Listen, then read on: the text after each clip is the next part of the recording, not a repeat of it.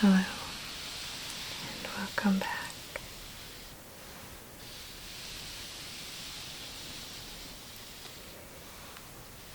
I always thought that it would be fun to do a pop-up book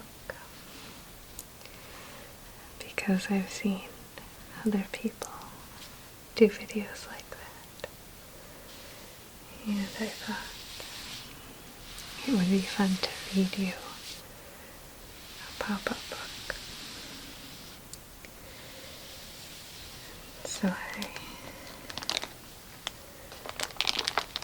chose this book,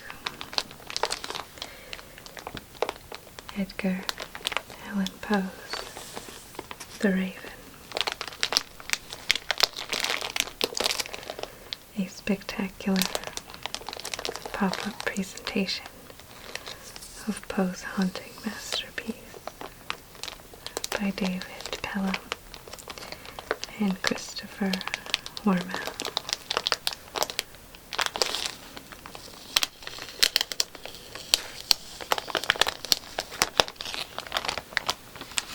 And I keep it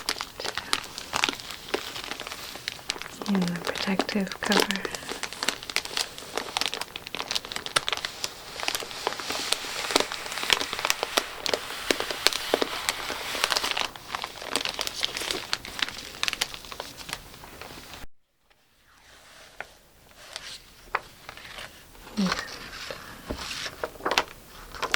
And underneath it's just a protective piece of paper.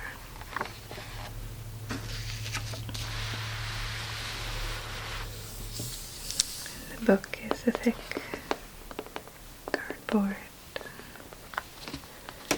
with beautiful printing, and the binding has the name Raven by Edgar Allan Poe.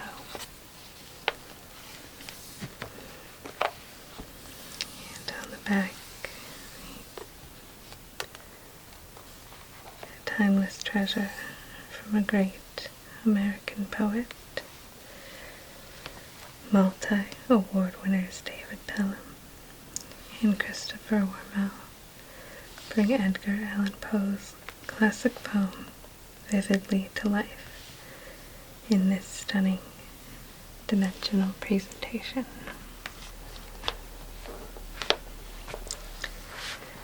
So let's take a look.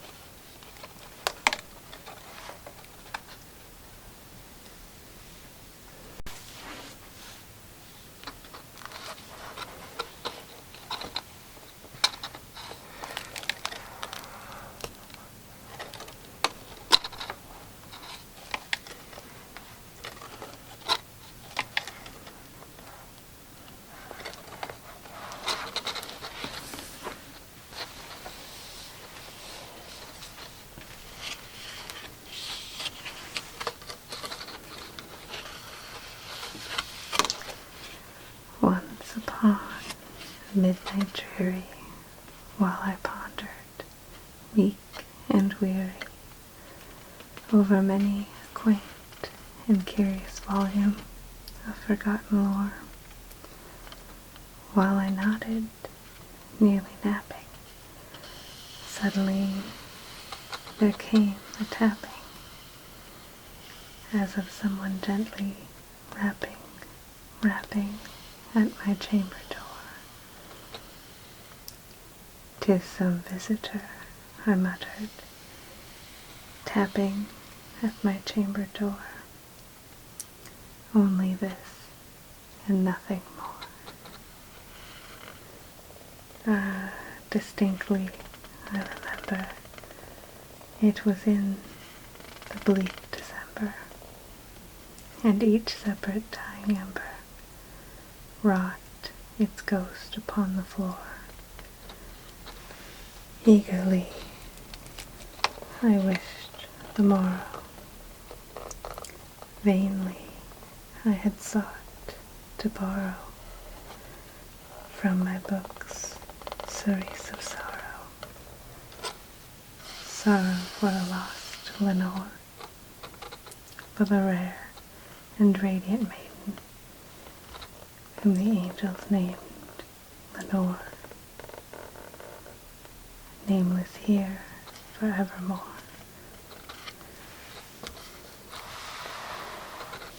And the silken sad, uncertain rustling of each purple curtain thrilled me, filled me with fantastic terrors never felt before, so that now, to still the beating of my heart, I stood repeating, "'Tis some visitor entreating entrance at my chamber door, some late visitor entreating entrance at my chamber door.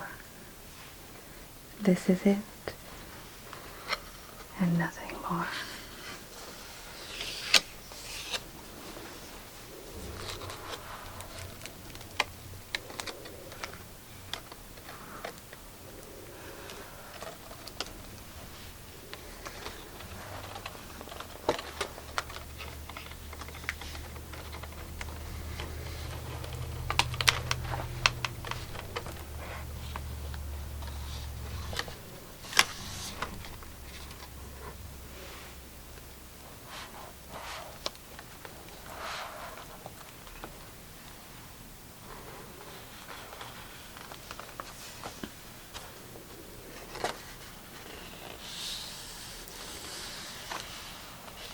Presently, my soul grew stronger, hesitating, then no longer.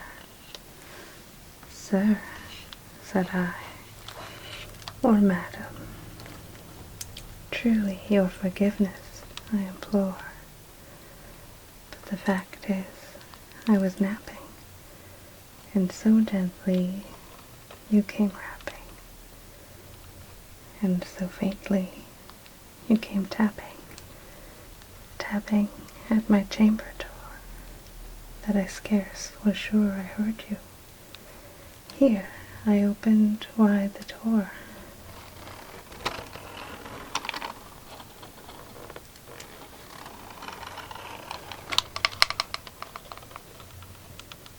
Darkness there, and nothing more. Deep into that darkness peering, long I stood there wondering, fearing, doubting, dreaming dreams no mortal ever dared to dream before. But the silence was unbroken, and the stillness gave no token. And the only word there spoken was the whisper word, "Lenore." This I whispered, and an echo murmured back the word, "Lenore." Merely this, and nothing more.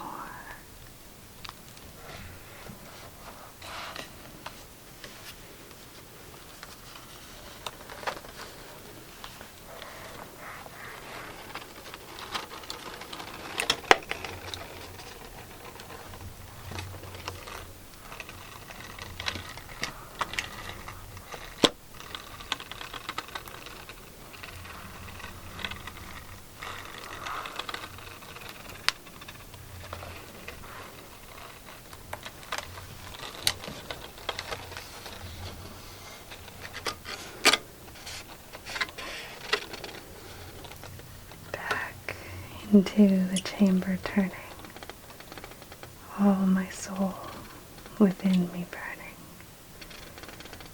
Soon again I heard a tapping, somewhat louder than before. "Surely," said I, "surely that is something at my window lattice. Let me see, then, what thereat is, and this mystery explore." let my heart be still a moment, and this mystery explore. 'Tis the wind and nothing more. Open here, I flung the shutter, when with many a flirt and flutter in there stepped a stately raven of the saintly days of yore. Not the least obsessence made he, not a minute stopped or stayed he, but with me of lord or lady perched above my chamber door, perched upon a bust of Pallas just above my chamber door, perched and sat and nothing more.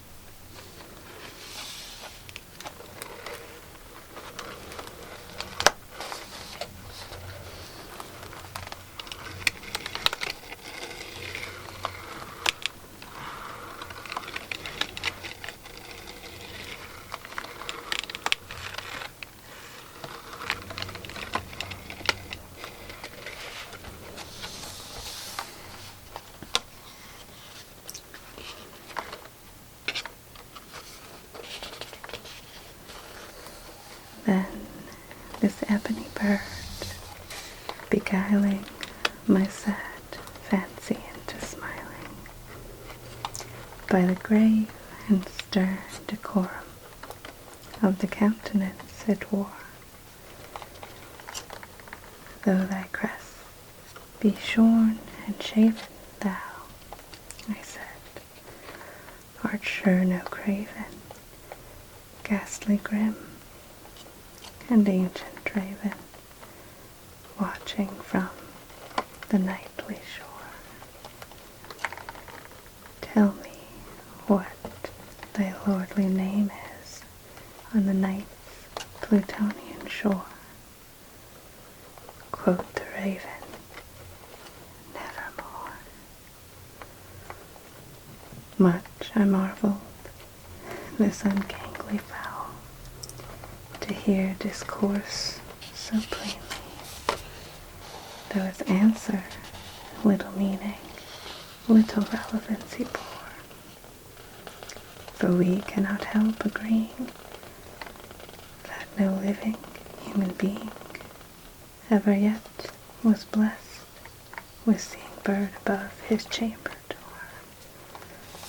bird or beast upon the sculptured bust above his chamber door, with such a name as nevermore. But the raven, sitting lonely on the placid bust, spoke only that one word, as if his soul in that one word he did outpour, nothing farther than he uttered, not a feather than he fluttered, till I scarcely more than muttered, other friends have flown before, on the morrow he will leave me, as my hopes have flown before. Then the bird said, nevermore.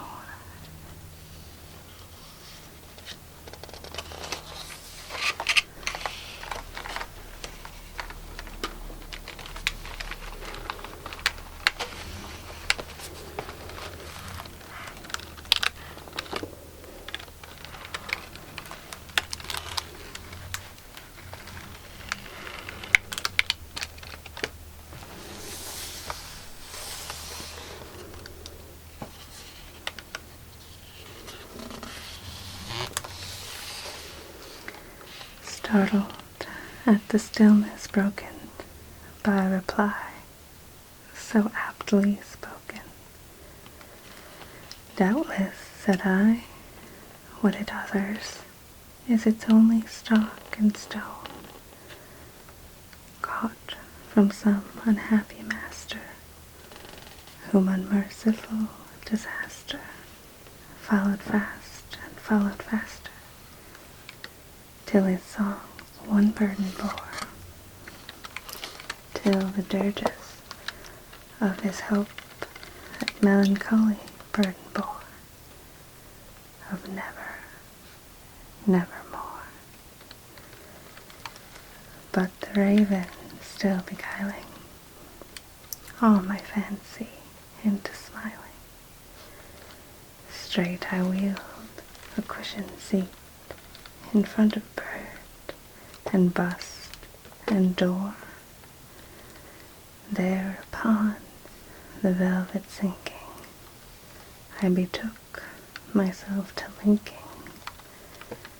fancy unto fancy, thinking what this ominous bird of yore, what this grim, ungangly, ghastly, gaunt, and ominous bird of yore meant in croaking nevermore.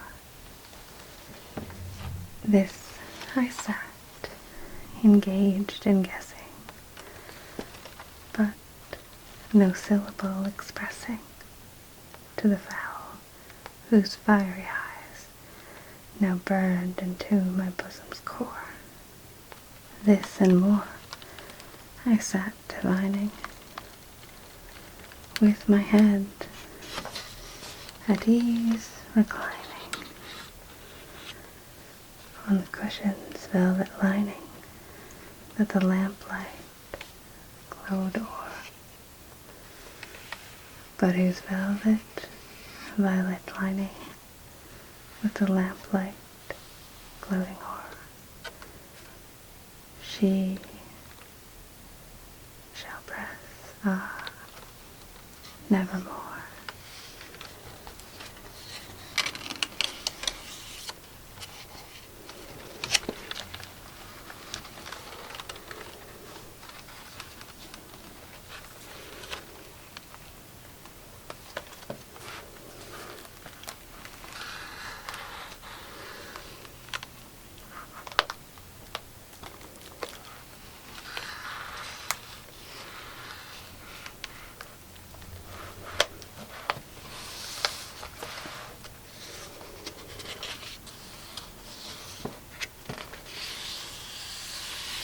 Then, methought, the air grew denser, perfumed from an unseen censer, swung by seraphim, whose footfalls tinkled on the tufted floor.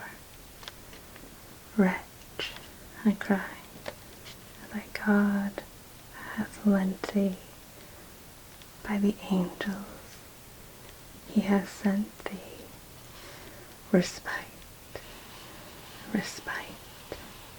and nepenthe from thy memories of Lenore. Quaff, oh quaff, this kind nepenthe, and forget this lost Lenore. Quoth the raven, nevermore. Prophet, said I, thing of evil, prophet still, if bird or devil,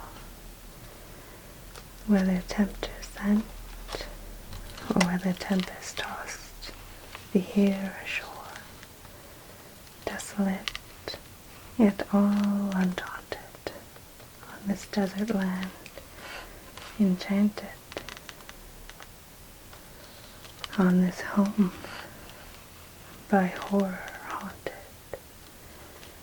Tell me truly, I implore, is there is there balm in Gilead? Tell me, I implore. Quoth the raven, nevermore. Prophet, said I, thing of evil, prophet still, if bird or devil, by that heaven that bends above us, by that God we both adore, tell this soul with sorrow laden, if within a distant maiden it shall clasp a sainted maiden, whom the angels named Lenore, clasp a rare and radiant maiden, whom the angels named Lenore. Quoth the raven, nevermore.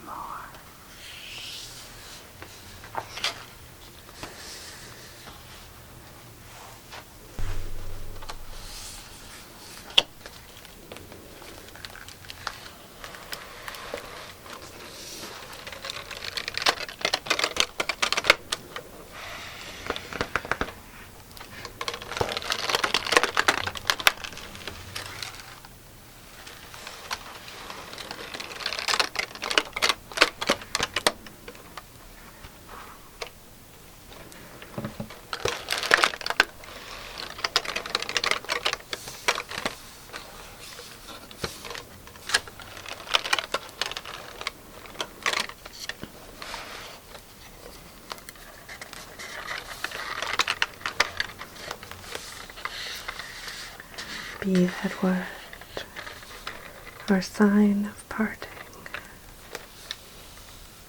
bird or fiend, I shrieked, upstarting, get thee back into the tempest and the night's Plutonian shore. Leave no black plume as a token of that lie thy soul hath spoken. Leave my loneliness unbroken. Quit thy bust above my door. Take thy beak from out my heart, and take thy form from off my door. Quoth the raven, nevermore. And the raven, never flitting, still is sitting, still is sitting on the pallid bust of Pallas, just above my chamber door, and his eyes have all the seeming of a demon's that is dreaming in the lamplight o'er him streaming throws his shadow on the floor, and my soul from out that shadow that lies floating on the floor shall be lifted never